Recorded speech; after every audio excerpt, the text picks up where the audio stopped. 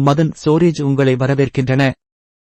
இன்றைய கதை தலைப்பு: தெளிவின் சிற்றலை, அதிக சிந்தனையிலிருந்து உள் அமைதிக்கான பயணம். அன்றாட வாழ்க்கையின் சலசலப்பான குழப்பத்தில் ஒரு மனிதன் தனது எண்ணங்களின் பிரமைக்குள் நிரந்தரமாக தொலைந்து போவதைக் கண்டான். ஒவ்வொரு முடிவும் சூழ்நிலையும் மிகையான சிந்தனையின் பனிச்சரிவைத் தூண்டியது. தற்போதைய தருணத்தில் அவருக்கு ஆறுதல் கிடைக்கவில்லை. நிவாரணம் தேடி தனது மனதின் இடைவிடாத அலைகளை முறியடிப்பதற்கான இரகசியத்தை அவிழ்த்துவிட வேண்டும் என்ற நம்பிக்கையில் ஜென் மாஸ்டரிடம் ஆலோசனை பெற முடிவு செய்தார். அமைதியின் முன்னுதாரணமான ஜென் மாஸ்டர் அந்த மனிதனின் இக்கட்டான நிலையை கவனமாக கேட்டு அருகில் உள்ள ஒரு அமைதியான குளத்திற்கு சைகை செய்தார். அமைதியான நீரைப் பார்க்கும்படி மனிதனை அறிவுறுத்திய மாஸ்டர் அவர் பார்த்ததை விவரிக்கும்படி அவரைத் தூண்டினார். அந்த மனிதன் தன் பிரதிபலிப்பை திரும்பிப் பார்த்துக் கொண்டிருப்பதைக் கண்டான். எஜமானை ஆழமாக ஆராயத் தூண்டியது. குளத்தில் ஒரு பாறையை எறிந்து மாஸ்டர் பிரதிபலிப்பை சீர்குலைத்து மனிதனை புதிதாக கவனிக்கும்படி வற்புறுத்தினார். இப்போது இடையூறுகளால் ஏற்பட்ட அலைகளைப் பார்த்த மனிதன் எஜமானரால் மீண்டும் தூண்டப்பட்டான். அவர் இப்போது என்ன பார்த்தார்? தண்ணீர் அதன் அமைதியான நிலைக்குத் திரும்புவதை நான் காண்கிறேன் என்று அந்த மனிதன் பதிலளித்தான். ஜென் மாஸ்டர் ஆழ்ந்த எளிமையுடன் தனது ஞானத்தை அளித்தார். உங்கள் மனம் இந்த குளம் போன்றது. அது அமைதியாக இருக்கும்போது உங்கள் உண்மையான பிரதிபலிப்பைக் காணலாம்.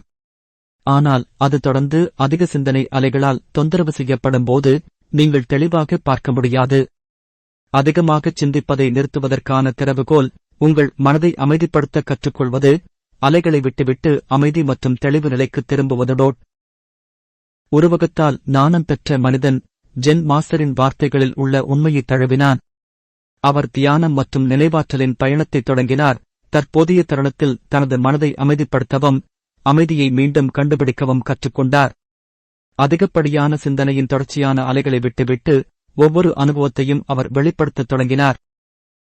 மனிதன் தனது மனப்பயிற்சியில் தொடர்ந்து ஈடுபட்டதால் அதீத சிந்தனையின் இடைவிடாத அலை படிப்படியாக தணிந்தது.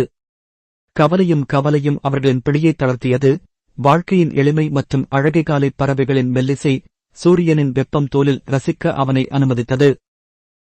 மாற்றமடைந்து மனிதன் ஒரு புதிய மகிழ்ச்சியையும் மனநிறைவையும் வெளிப்படுத்தினான். அவரது நண்பர்கள் மற்றும் குடும்பத்தினர் இந்த மாற்றத்தை கவனித்தனர் மற்றும் அவரது உள் அமைதிக்கான இரகசியத்தை தேடினர். அவரது மாற்றத்தால் ஈர்க்கப்பட்டு சிலர் அவருடன் நினைவாற்றல் மற்றும் தியானப் பயிற்சியில் ஈடுபட்டனர்.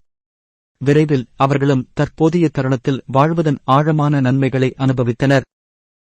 ஜென் மாஸ்டரின் ஞானத்தின் உலகளாவிய பொருந்தக்கூடிய தன்மையை உணர்ந்து மனிதன் நினைவாற்றலின் தூதுவனாக மாறினான்.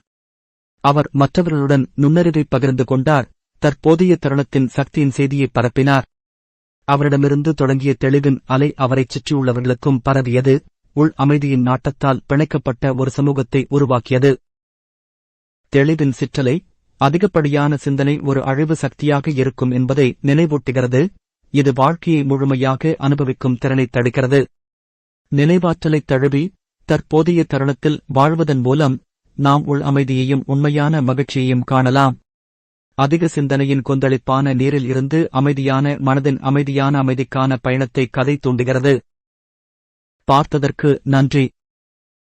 தயவுசெய்து